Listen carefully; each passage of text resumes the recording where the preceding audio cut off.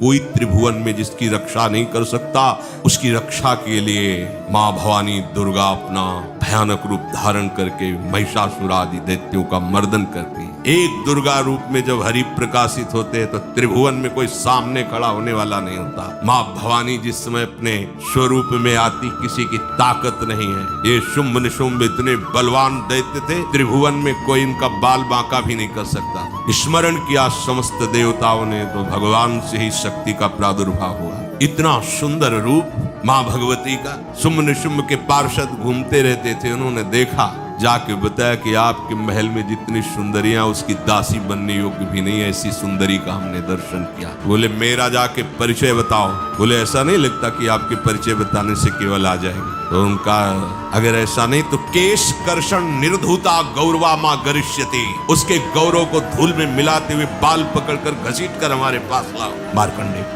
उनके पार्षद गए और बताया हमारे मालिक शुंभ निशुंभ है, उनका आदेश है कि आप महल में चलो और आदर सहित, अगर आप ऐसा ना करते हैं तो मैं आपका निरादर करते हुए बाल पकड़कर घसीटते हुए ले जाऊंगा। देवी जी ने मुस्कुरा दिया और कहा अपने मालिक से कह दो जाकर के कि हम उसी की आज्ञा पालन करती जो हम पर युद्ध में विजय प्राप्त करे।